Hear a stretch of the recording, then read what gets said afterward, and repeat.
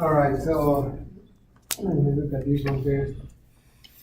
So as you can see, in the first one there is one, two, three, four, five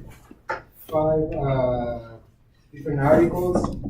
They are all basically review articles, right? So this is basically for Thanksgiving break, leisure material. Yes, material to go. So what you will see, what you will encounter is that all of these are pretty long. They're review articles. So they're very in depth. The nice thing about this is that it introduces the topics of certainly microRNA therapeutics and then aptamers as therapeutic areas. So the main idea, at least with the three Nature papers from 2017, those Nature reviews, well, the nucleic acid towards the end is just go over the main ideas. What is it that they are like portraying? And then the medicinal chemistry, therapeutic oligonucleotides, more than anything, look for, I mean, again, look, certainly read the abstract, browse through it, look for structures and see what they're using. Again, the Nature review articles, certainly look for the mechanisms. They have, like, I think, a pretty good summary on how there is aptamers or oligonucleotides, modified oligonucleotides, how they actually function, how they actually therapy. Right? Some they target one or two mechanisms. But there are other mechanisms, but this is one of the main ones. So certainly look over those so that you have an idea of what we've been saying, right? Why do you modify all of these oligonucleotides, and then after you modify them, what? So what are the implications? When we come back from the break, I have other papers that are more specific on the biological impacts and what the actual modifications they use. Are there any questions? I mean, certainly these are loaded with references, so if you have any questions, certainly look over the references. And also, I think one of them gives you a pretty good idea of the drugs that have been approved, the ones that are in the market, the ones that didn't make it to the market. I think one of these things use. The last one in nucleic acid research, the social diversity of artificial genetic polymers. That one gives you an idea, it's a pretty good review about the different modifications and structure. So certainly look over that. I think if you are not sure on RNA, DNA, on the pseudo-rotational angles, that gives you a good idea of how functional acid, the ribose, I think this one talks specifically about the ribose only, how that impacts the structure of RNA, certainly RNA duplexes. So certainly look over all of these throughout the break. So yeah, there is no work, no assigned work throughout the break, but I think this is kind of like a lot of it. Besides some of the organic chemistry that we've seen, the synthetic acids, right? So then for the rest of today, what I want to do is just basically go over a couple of other modifications, certainly some that we see in these papers. And the first one, so if you turn on, is the Morpholino modification. This is like 2016, there's a 2018 that you can find of this and the solid phase synthesis of this, actually from Walder. So yeah, so let's start by looking at that, and then we'll go to PNA, which is another very common, very powerful method to target DNA and RNA. So let's start with the Morpholino compound. Let's look at that and make sure that everything makes sense. Let's see how it goes.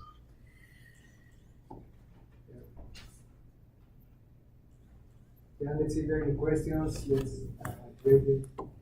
Well, I'm pretty sure you should be able to do all of it in all of the examples of the lecture.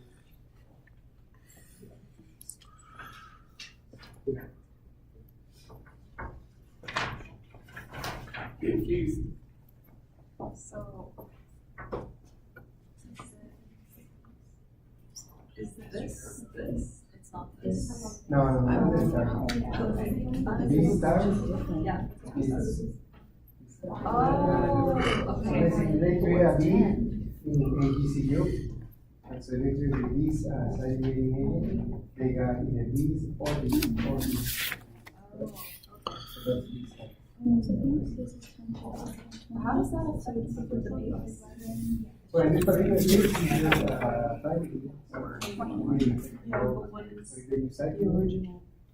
It's a different. They use not use a professional.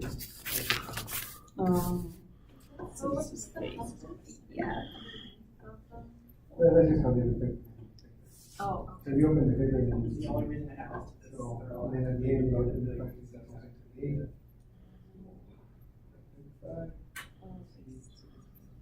Oh, okay.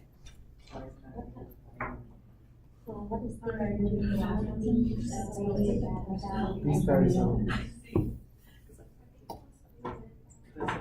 so they go from B, which is standing one is maybe the sign to no, this is B.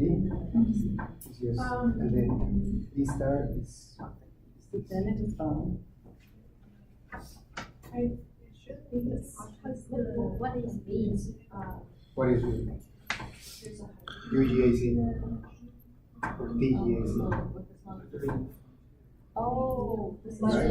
Yeah, right. Okay. Yeah. DGAC and then it goes to B star. So it's 4 different reactions, right? They So different. usually it's. They're 15 and B. Yeah. Oh, he showed us this.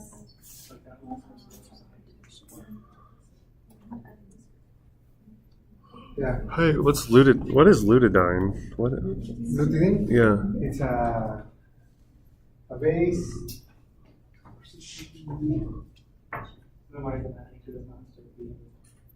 Typically, this one is used. They didn't specify if it's the 246. This is the typical one, or other installation skill. It's just a theory, just a base. Okay.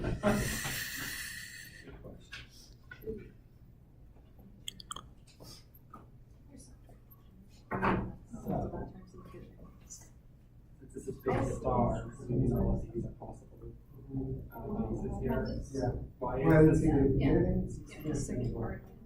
Evidence.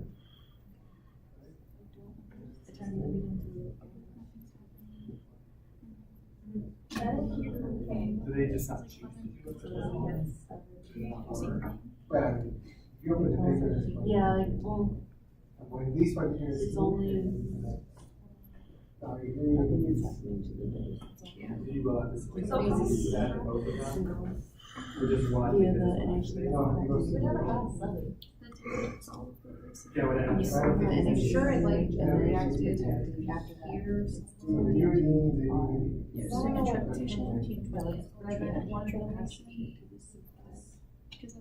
Why is that?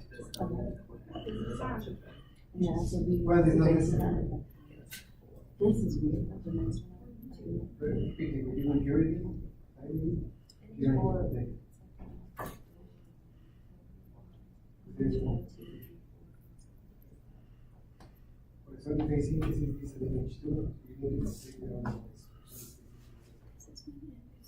Oh, so just protecting. Protecting each other knows the consequence of the action.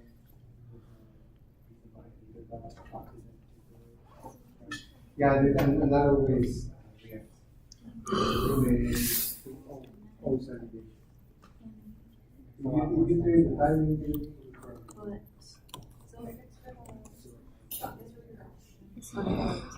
at the work. Yeah.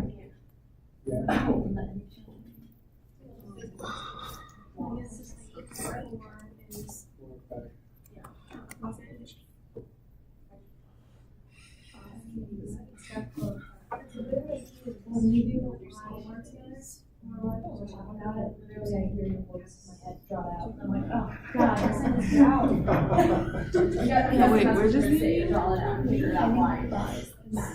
Yeah, I mean, I start with the sodium peroxide. What is sodium peroxide?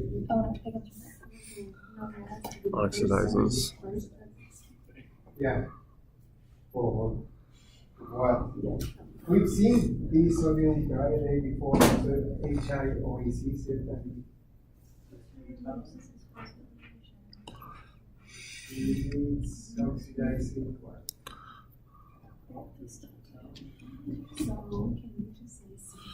No, it's selective. It's selective for diamonds. This is CB. Selective for the diamonds. And then, yeah. we will talk about it. So if you get diketone, dialdehyde. Oh, okay. Yeah, because they're alcohols. Yeah. They're primary. Well, no. If you oxidize with PCC residual, you can go to 2 ketones. That's correct. Light ketone. So that's not what you are, but the way this mechanism is. Right, so then what are the other reagents? So you're saying aldehydes. Yeah, so sodium peroxide reacts with diodes Okay. to oxidize. You got it, man? You got it, everyone? The nomenclature?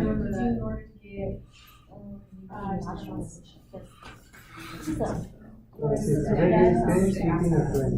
Going to 11, 16, 21. 11 is the case where it is. Oh. 16 is the case where it is.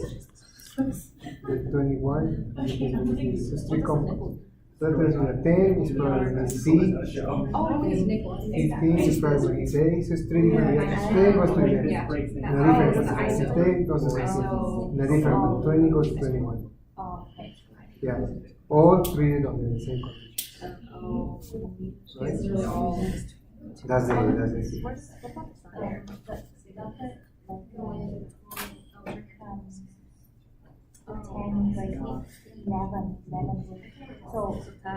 So this one's going away. 10 should have to be zero. But then you can figure what 10 is.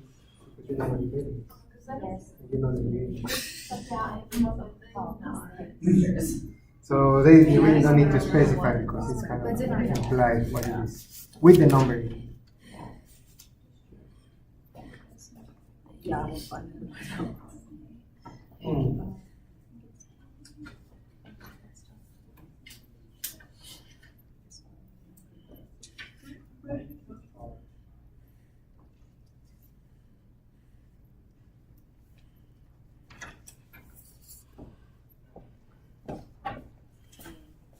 Everything makes sense except this step.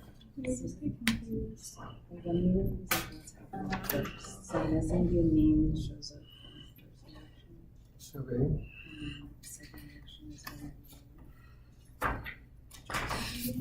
so I don't understand this. Yeah, you're kind of on the right track. So, yeah, let's talk about it. All right, so for the oxidation step, so basically, which I think is the other ones are straightforward, except when you go steps 4 to 5, right? So sodium periodate with some ammonium, followed by sodium cyanoborohydride. So that's the key there. So what is sodium cyanoborohydride used for? Typically, that we've seen it. Yeah, for reductive what? Or Reductive amination. amination. Right? So if you have, let me give you a clue. So if you have,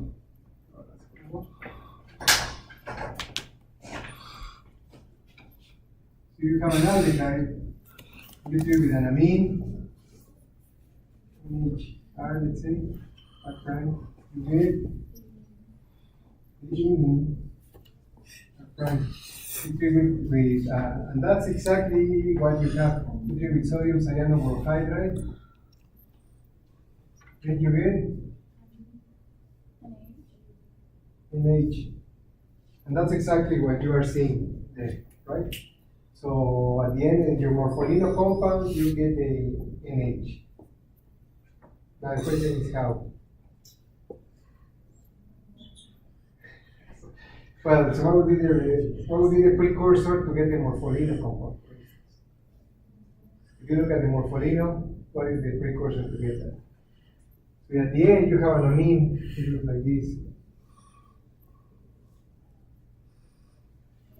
Let's see what they have.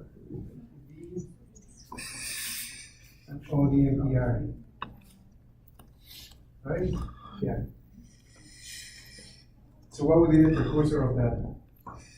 So if you treat these with sodium borohydride, what do you get here? And more importantly, right? So what do you need here? So what would you need?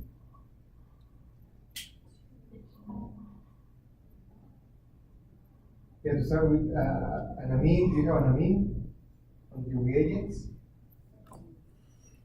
You have NH4, right? I'm just going back to the clues to see what you need. So then what do you need to react to the reductive amination? That's the aldehyde. Aldehyde. Can you get to an aldehyde Yes. from what is it? Completely dial the sodium ion, whatever it is, the NaIO4. And then that creates two aldehydes. Cynthia? Can remember. Cynthia. What you think is the iodine IO4, right? Yeah. You can see it. So how do you do this? Is Oxygen attacks iodine goes up.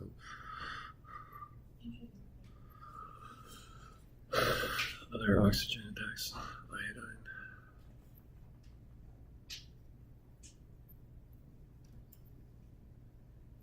that's it. Right there.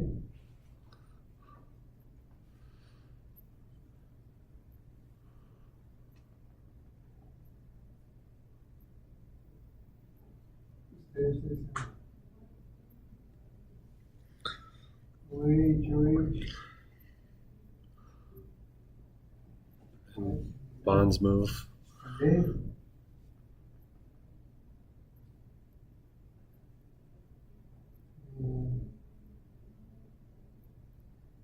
So there.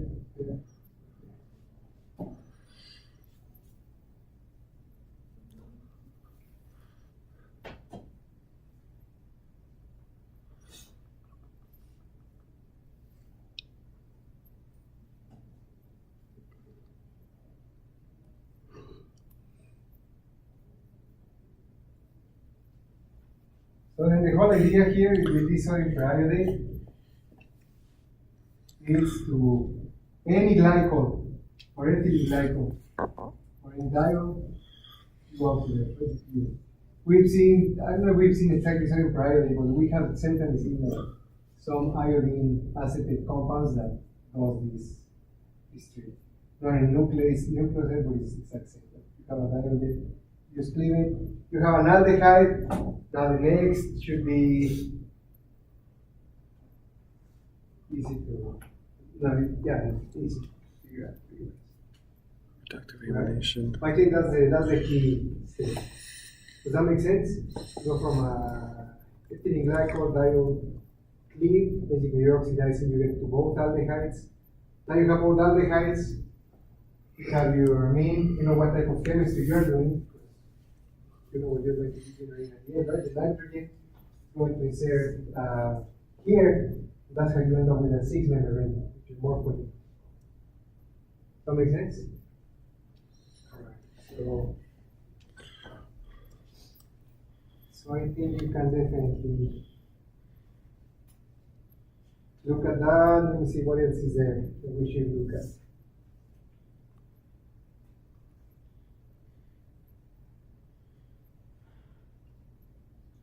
Yeah, anything else that you guys spot that needs to be addressed? I'm confused how they went from, after they use 6, they get their product, so they get that product and then they get their final product. right? Is that what you thought? After they use 6. How did they get to the There are a lot of box? numbers to use. How did they go from here? No, 25, 26, 27, 28 is just another phosphoramidite that they synthesize there. Okay. And so those are the two structures. So they have a morpholino and a DNA. That's just a really good. Yeah. Oh yeah, I missed it. Yeah, and then through the paper they refer to those numbers. So it has nothing to do with the synthesis. Okay. And those you just buy. I don't know why. Oh no. You can't just buy. Because the protecting groups are different.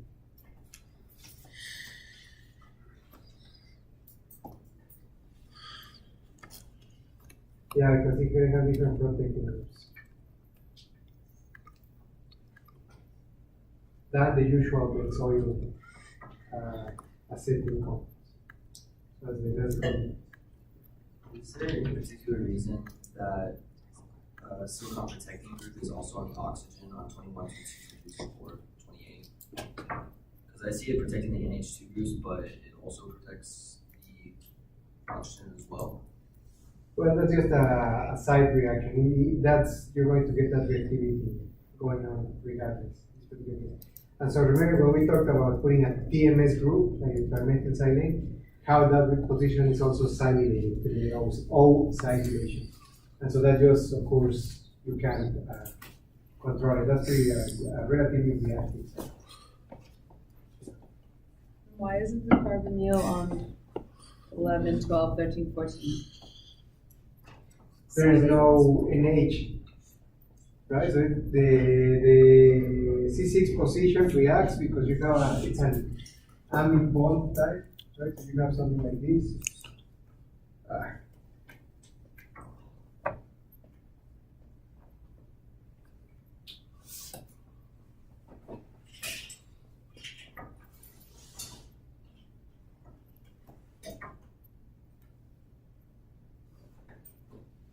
You have an NH with a carbonyl. So then you can push here and then yeah.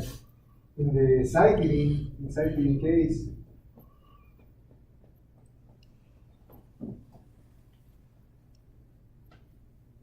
there is no NH to react. So they basically, as long as you protect the exocyclic amine, that's it, that's in the reactivity. In these cases, they can't avoid to not protect this without protecting that. So then they just go with both positions being added. So that's fine because this group is going to be pretty labile in the solid phase. Okay. Anything else? No. All right. So let's look at the next example. So the PNA. So PNA is something we haven't seen certainly on the modified nucleotides, oligonucleotides. Well, basically what they're doing now is they're changing the backbone. So what you see, you can see how the base pairing goes on the top strand. There's a DNA, and then DNA actually happens to bind very strongly to DNA. RNA. It can actually attack duplexes from triplex formation in some cases, and displacement of some duplexes. But what you see, what's important here is that you are eliminating the backbone, meaning you don't have any phosphate charges. So all the minus charges are gone. Those minus charges typically are a problem when you want to do delivery, right, of these oligos.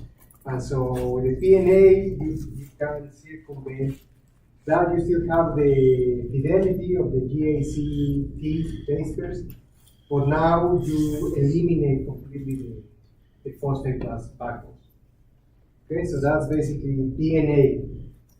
And what you see is just basically peptide bonds. That's what it is. So the chemistry is going to change a little bit as a consequence. You can't do the typical phosphorylation. Well, you don't want to do any phosphorylation reagent because there is no phosphorus. So then the strategies will change. And so the strategies for that are basically on the next page. So if you look, the next page, there is A, B, C, D, and then there is E on the side. E on the side is going to be basically a linker. But that's number 5. So whenever you see a number 5, go to E on that corner. Does that make sense? So that's where 5 is. Let me see, what else is needed here? And I think other than that, you should be able to figure everything out. And then that's how you have basically your backbones. So the end of A, B, C, D is what would be equivalent to your phosphoramidite. And then what you see on the bottom is basically your coupling agents, how you can make your solid support. And then in this particular case, what you need to do peptide. You need to make peptide bonds every time. So of course the chemistry is different. So let's look at this page, which is kind of a lot to digest, but not so much because we've seen all of these reagents. Yeah, I don't think you'll be surprised by it. Let's see.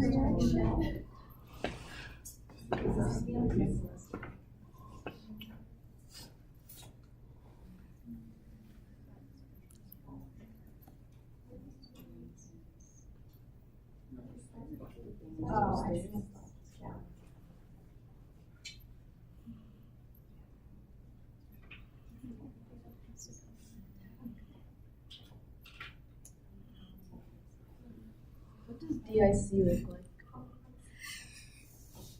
EIC, isopropyl isopropyl carbonamide.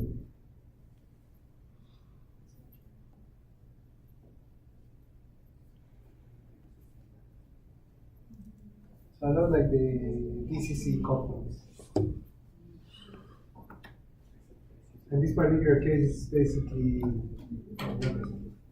exactly the mechanism that we covered last time in the coupling. The HOBT, you have HOAT. Except that in this particular case it's not coupled, right? So you have these.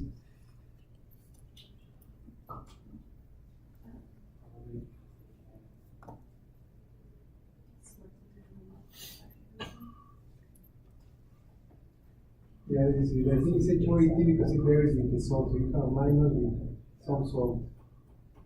Basically, it's a fluorophosphate and a fluorophosphate. So that's it.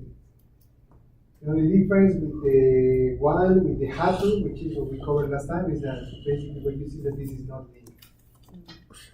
Or the mechanism will be exact same starting with the DCI.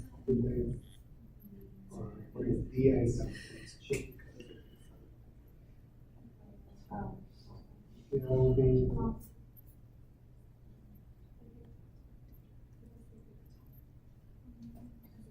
What are the functions of the website? Because the method. what's that? The reason the website.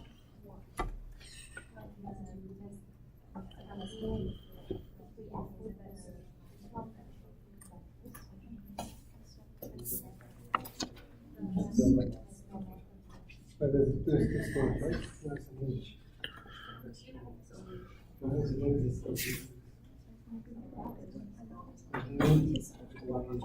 And then what is it? Protonates, and this is tax. What's your problem?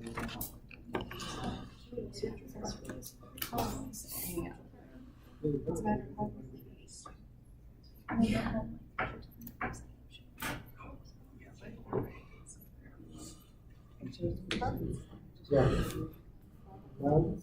Now treat this with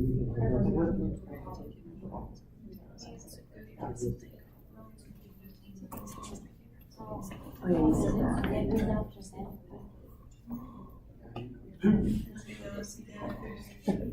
For each month.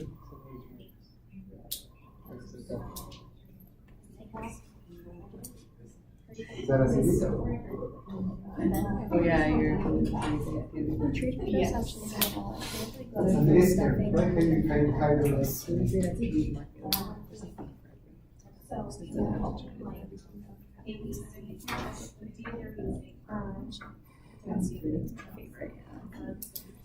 Because everything is gluten free except for like the crust. Which is better stress. Oh. Yeah, they both will want to eat more.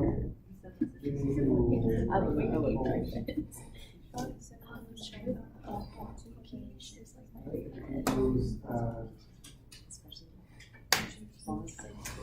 Use, you need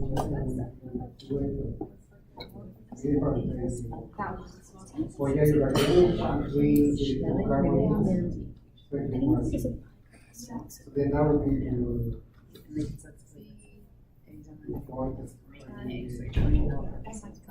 so then they probably were you don't know. So then You should just go to Vienna because they have so you would protonate both, right? So then one is more acidic, the other, so you deprotonate it first. So once you deprotonate it, you deprotonate both. The more acidic is a weaker base. The less acidic is a stronger base. Then you would bank on this, that can react. What is all about conditions? So you can have to control soil. They just found that this temperature, these conditions work. Well, that would be the idea. That you would deprotonate half of the Well, yeah, I was like,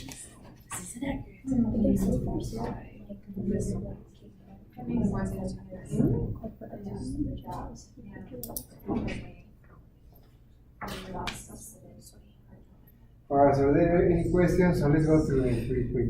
Not pretty quick. So, yes, if it affects, it's not gonna affect the social skills that's right? So then, yeah, yeah, well, it's not all of them. But so you have your sodium hydride to deprotonate, but it's not gonna deprotonate, it's because it's filler and it would affect heat. And not no, you want to look at that here as well. So we need to. I know, what is it say? What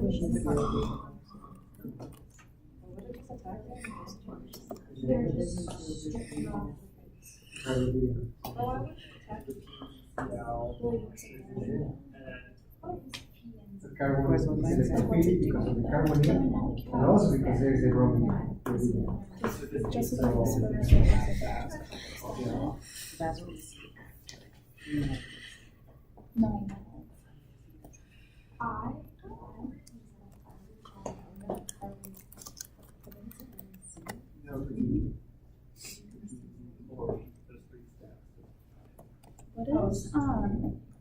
What is PYAOP look like? Because I just can't figure out what's being simulated in the second step. So I feel like it's one of the reagents in the first step. the PYAOP is something like this. Okay, Something like this. It has a different salt. so it's just kind of another coupling reaction. I just don't know what's being acetylated then, because like, it doesn't look like anything is. You have it there. So what is the? You start with this. Yeah, and then you couple to get A this. couple of weeks. So is that just removing an H then, essentially? Yeah, you're just talking about me. Okay, It's a typical. It's basically another coupling. okay. And then with the HCO3, the only thing that's doing is that when this Bach group is added onto it, there's an H still hanging out. So we use that HCO3 to deprotonate. Sodium bicarbonate. If you for the bulk dimmer.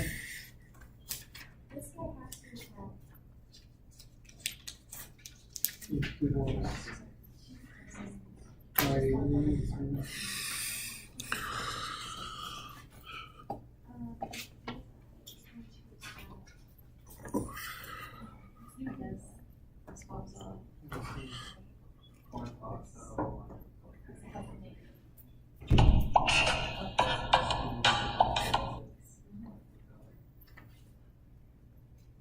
I put the bulk groups on. Name.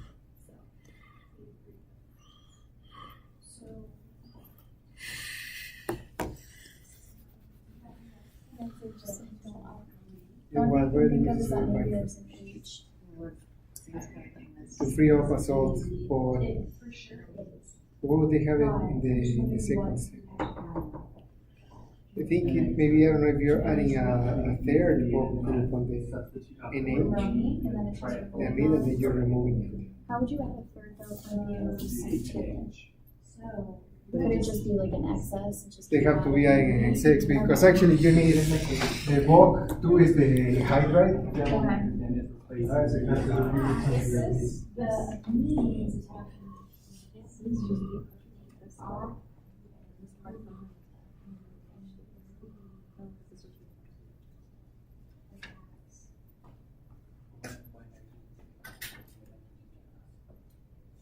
So it's the bulk 2, so it's the bulk in hydride. So one equivalent, basically you only add one bulk group. And so I'm assuming they capture in excess to get all the bulk and then that one falls off. Okay. Yeah, Well, you're saying that 3 Bach groups are added, so it's originally an NeOC3, and then you use sodium bicarbonate to kick off of it. that would be my guess. And that one is easiest because probably you look at it, it's different because that's an amide form and the other one is a regular amine. Okay. So one you're getting a carbamate, and the other one is getting What the nitrogen supply, it's a carbon. Okay. Yeah.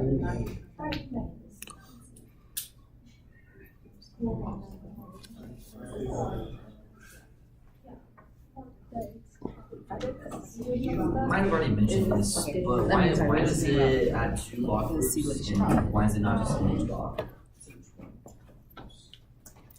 No, you can get any each block. Oh, wait, no, he did. Does it just react again with another block group? Yeah. Oh, it's Yeah, Is there a reason? the block group is oftentimes used to just what protect is this comes amines. So if you have something like this, Yeah. just for instance, a pyrrolidinol, I just wanted. you can protect this, the block group is a good protected group for this. So then if you know this is basically what you have. In the second step?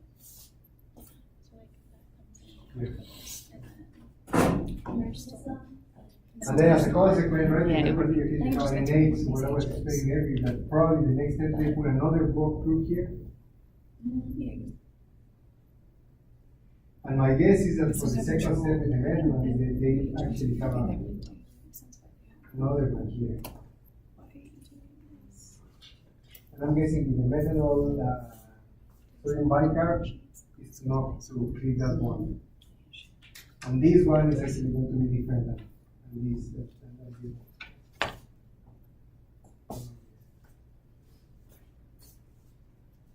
All right, so any questions on this one? A, for instance, so the first one is the block protection. I think the not so straightforward step is second step with sodium bicarb. I propose something, I'm not sure if I'm right. I think that is it. You can look at the paper and see what they say. And then the next one is alkylation, right? You do sodium hydride, deprotonate, and then alkylate with this reagent, and that is going to be just your SN2, right? That's the structure of this. So your nucleophile comes here. SN2, you do lithium hydroxide to do hydrolyze your ester, right? And then the next step, DIC, and then HO18 for your coupling agent, and then lithium hydroxide to do what? Same thing you did on the last step. To hydrolyze 5, right? The ethyl ester. Mm-hmm. Okay, and so, and what's B? So then B is basically very similar, if not the same. I think it's basically the same, right? In conditions and everything. So what about C? Anything changes with C? Same. Same thing. What about D? They don't protect. They don't need Is it to because, protect. is it because it's non-open like amine like the other ones were? So there's carbonyls, so you don't need to protect those. Right, Okay. right. And then H is not going to be reactive at all. Okay. Yeah. So any questions on that? Right, what about, yes? I kind of have one that goes back. When you do the 5 with the DIC and HOAT, is it changing conformation from the way that it attacks it? So like it's flipping the molecule. Okay, repeat that again on 5. So like when you go from like 3C to 3, when you're adding 5, Oh, okay. it like flips the conformation. So is that just because of the way it attacks it? No, that's just when they were drawing it. they Okay. Probably run out of space. So it's not okay. Yeah, no. Yeah, there's nothing. Then what you can see that those are all of your DNA backbones already. Okay. So that's your PNC chloride. What's PNC chloride? I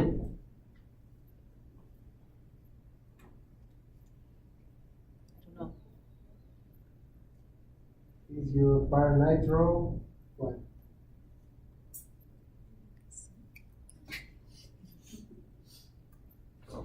Let's see, looks like this two.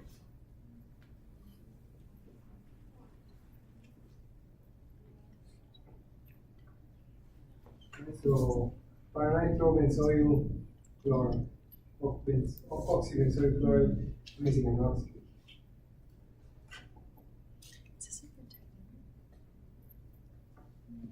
Yeah.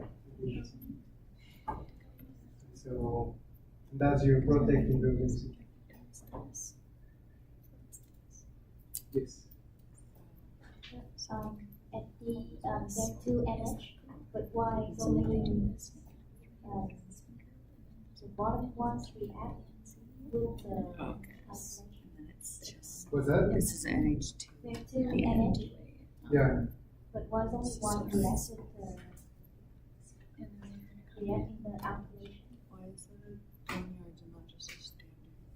Oh, I mean, okay, Yes, just because I okay. guess,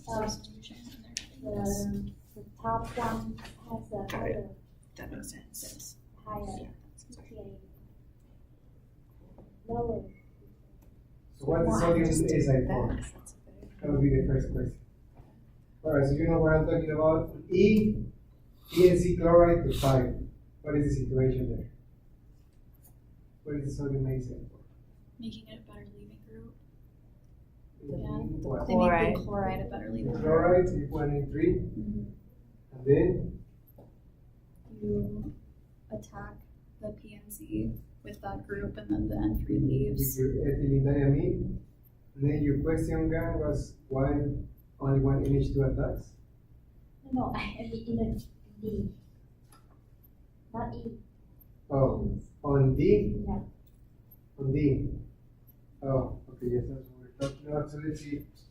So in that particular case, you have this.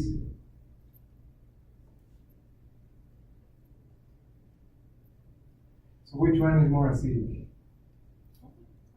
This one, right? If you have one equivalent of KOH, you deprotonate there. Because you can delocalize it here. As soon as you put a minus charge here, it increases the pK of these. So you have to keep going if you want to get the minus charge. The clue here is to get both of them. Right? So this is a stronger acid, weaker base. So as long as you deprotonate both, it is a weaker base. I mean, it's a stronger, weaker acid, stronger base. So as long as you deprotonate both, then the premise is that this one should attack first. Because this nitrogen is stronger. Does that make sense?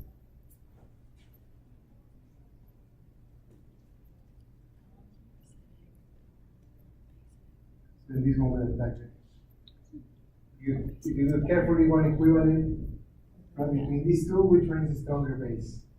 Or nucleophile?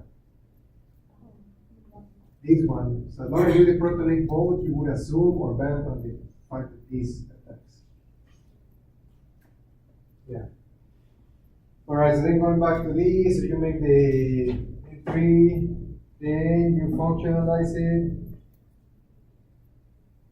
So with your amine, so NH,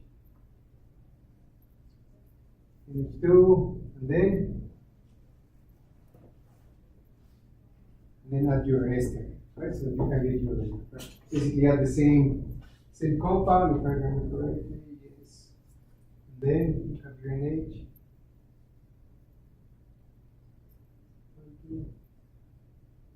Then lithium hydroxide, this is your compound. Does that make sense? That's 5, and this is basically what you're using in every step to do your couplings. Alright, so It's an ester. no, they don't have lithium hydroxide. Where did I make up lithium hydroxide? There's no lithium hydroxide. So on that, what's stopping the other NH2 from attacking the P and Z with the nitro, like the azide on it? This is an NO2. Like if you have another compound of that in solution, what's stopping them from adding to the other nitrogen on the other side of the? Like in the first step? Yes, you have your first step to make the better leaving group, Uh-huh. and then when you add the second step, when you add the NH2 like chain, what's stopping the NH2 from doing what it did up there, but then the other side So attacking to make a another 5-member one, ring? just adding the PZ to the other side, so it's like symmetrical. Oh, use it carefully. You have to deal with concentrations. Right, so if you add only half equivalent of this, then yeah, eventually you're going to push it to this, right? So if you added more than a half equivalent, it would add to both sides. If you add this in excess, or which one in excess? This one in excess, right? And you make sure you only add one. Does it so use right? Yeah, you can certainly have the diagram, you just have to do the right conditions. Because that image is still like that. Okay, so, and then in the next step, what do? Basically the PYAOP, which is a lot like this type of reagent. And then what else? I still don't understand what they're acetylating in the second. Yeah, the acetic anhydride, what's that for? Where? In the second step? Yeah.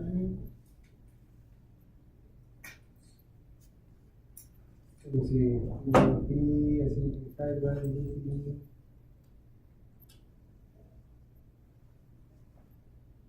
oh, they do it to cap. They have to cap anything that didn't. So, so in your resin, the way it's drawn is using solid support.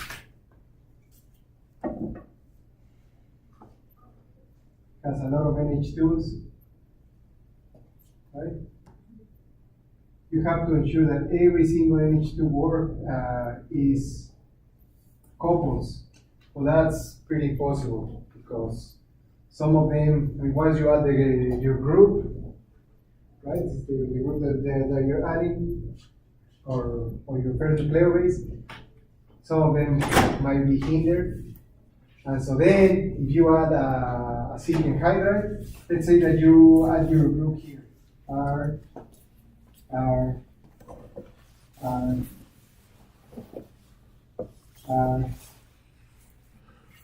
you still have like a few NH2 that didn't react. You add acetic anhydride, you acetylate. It's much smaller, so it's not going to react with anything else, and you cap everything in the unreacted NH2. By capping in your reacted NH2, then you ensure that they're not going to react in the next step. So then you don't have a mixture of both. Does that make sense? Okay, so what is the next step?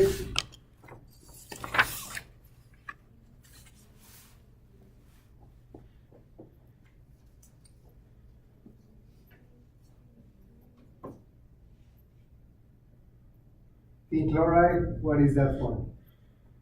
Lewis acid.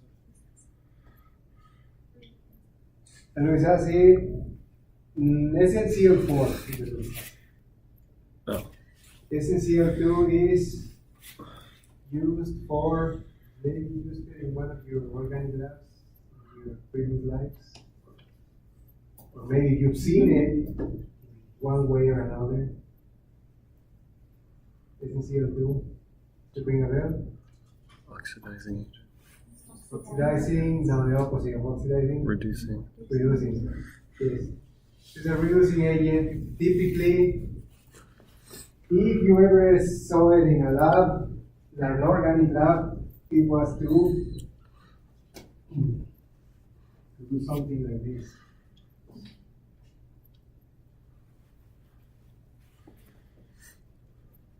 Say like this, this is Cl2, HCl. Harsh conditions, and then what do you do? Yeah, reduce the NO2, how you say? Yeah, we turn into NH2.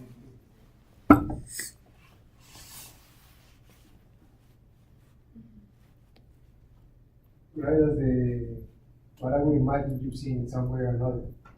So in this particular case, so what is the SnCl2 for?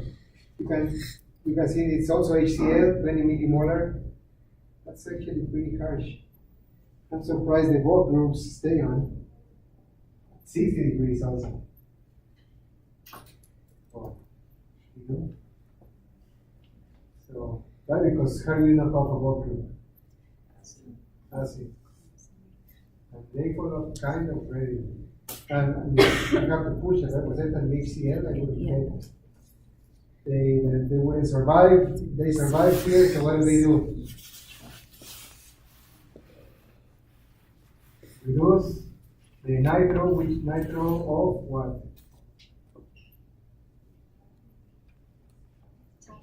The PNC.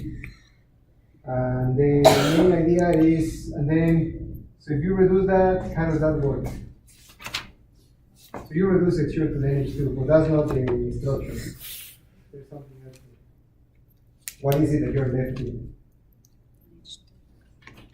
NH2, so you're completely removing. Remember, this is your PNC group. So you're removing that group. How? Okay. Zinc chloride, go to the NH2.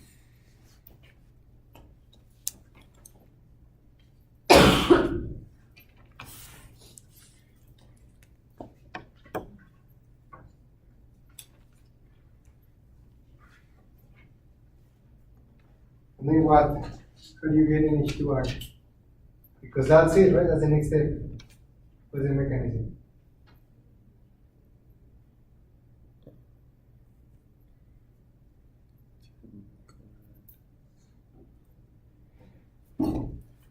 Yeah, you guys should be able to come up with this one. Let's spend like at least 2 minutes. Shouldn't take you that long. Yeah, you'll be able to figure it out. So right, clearly SnCl2, you reduce to the amine. But you're losing your whole PNC. How? What's the mechanism? The first step, yeah, NH2. And that's electron transfer reduction. That's what you get here. How do you eliminate?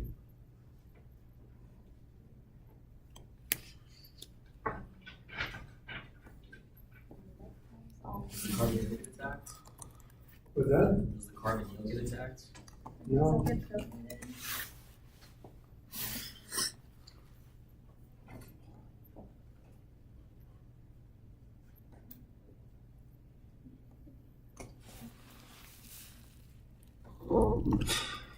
And I think once you have this, you can even warm it up and maybe not. Yeah, I think you can warm it up and. Voila. Let me see. Magic. No, not magic. They heat it up. Well, they're heating at 60 degrees, so that's probably why. So in the first step, you remember the SnCl2. You need traces of some acids to do it right, and then the heat is probably for the next step. So what's CO2, yeah. This is an elimination. Generate CO2 plus your NH2 plus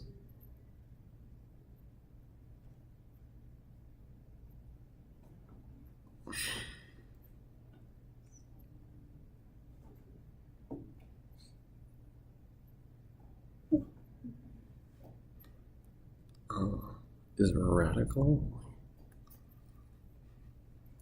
Right, any questions?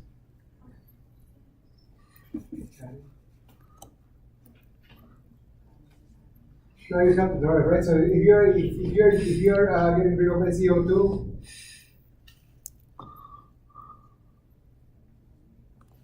and then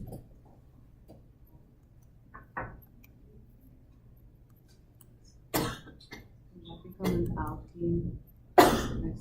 Wait, so what's attacking the nitrogen to cause the CO2 to leave? Or does it just leave? well, no, we can't just leave. You have to justify it. So does something attack the nitrogen first? Well, the nitrogen cannot get attacked Or it because attacks it has a something number. else? Yeah, it can attack. So.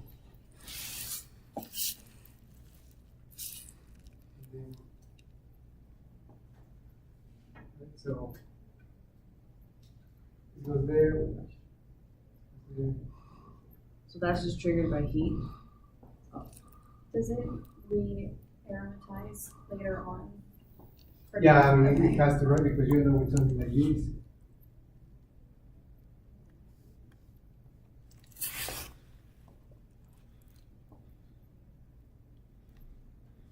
So at this point, this is very common for the trigger attack. So water, anything. But once you leave, that's it, right? That's what I'm doing. Does that make sense? Okay. So that's your PNC group. Okay, so let's go on to the next one, the next example. And now that's basically putting an, not exactly MMA, but an amide bond substituting the phosphate. Right, but in the nucleic acid research paper, 2017. I guarantee you can do everything because we covered it, it's not today, before. The first step, an alkene to an aldehyde, how do you do that?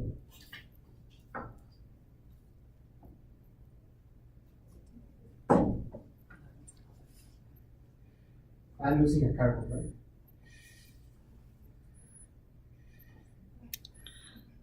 I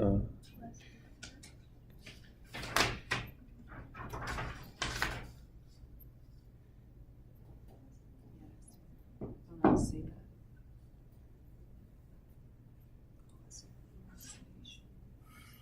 Which is C. So what's C? Is it oxidative cleavage? OSO4. OSO4, so OSO4 does what? Oxidative cleavage. No. No, it's a diamond. Oxidative cleavage is the next.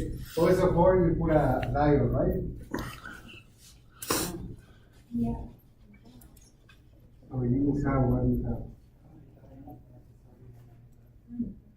OPDAs, 3 carbons, OSO4. We have to have another oxidant here because OSO4, yeah, the methylmorpholine oxide, remember?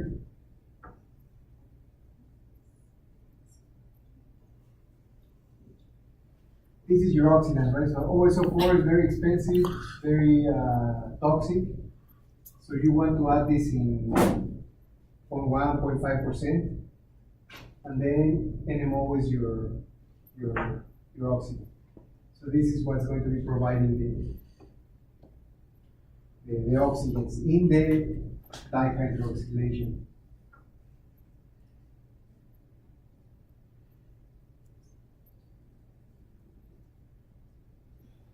And so that's your step. I'm not drawing the face. And so then the next step is what? You want to use it now, oxidative right? To get rid of it, you get your aldehyde. And you guys can't really do the next. What's D actually? Going from an aldehyde to a carboxylic acid. We've seen that actually before, right? Yeah. Okay. And other than that, I don't Is think that temple? there is much to it. You can see your coupling agents, HBTU, HOBT, right? The same type of things. Right? So whenever you're making these amide bonds, that's it. You just rely on DCC couplings, HAT2 couplings, because they work with each other. That's it. Okay, so let's go to the LNA, the next examples. So now the next examples, we don't have too much time for. You can certainly go through it. You can see another protecting group that's right there, certainly on scheme 2 of the LNA. And so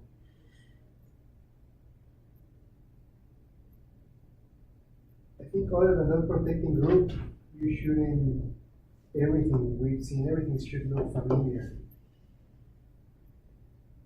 It's a slightly different way of making LNA from what we discussed last time. I think it's very, very similar. Except that you don't have the 2 OMS groups. Or doesn't matter, it's the same. Any questions? Or I think you look through it for 2 minutes and then we can. Be very for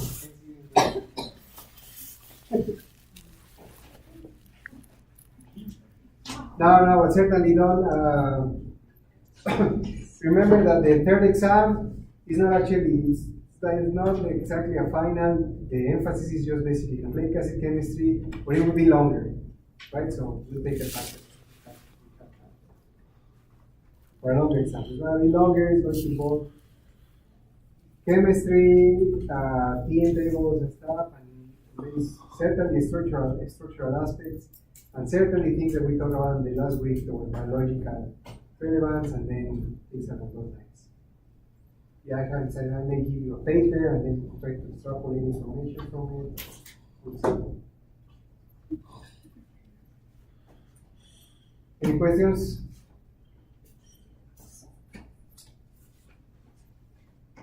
Yeah, I really think you will be able to do everything with no problem.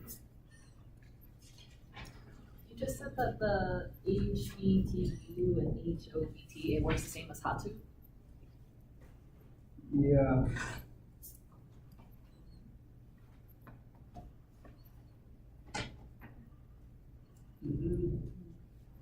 So if you see that benzo triads, what different reagents for same.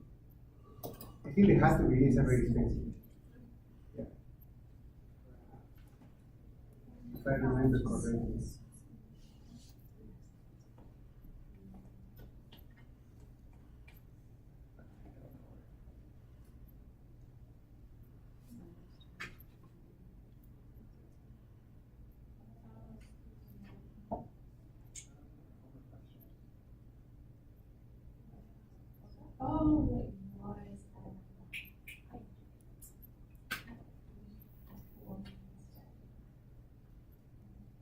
And so everyone has a group, try to come up with,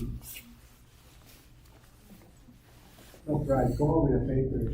It's not easy, yeah. There's a lot. Right, and you can look for something that's interesting on the biology side, but certainly I would take some chemistry, so you take use some morpholino combined with antitoxin, and at least mention how those are created.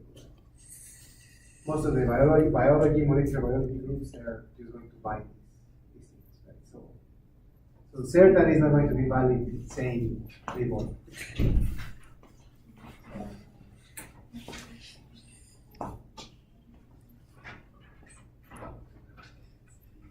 It does have to be like nucleotide related though, correct?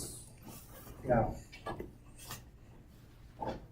Yeah, like I said, I'll post something probably next week, Monday, Tuesday, along with all of the rest of your scores, quiz, presentations, homework, credits, quizzes, homework.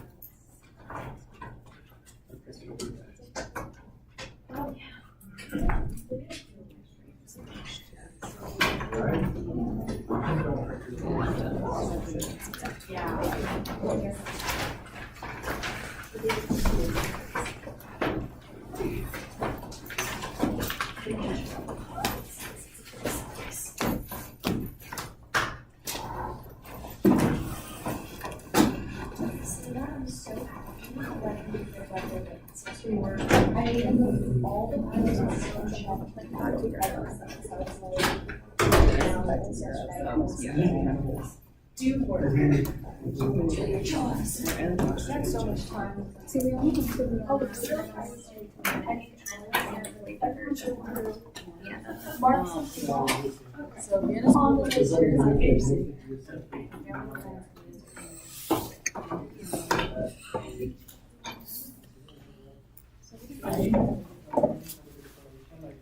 So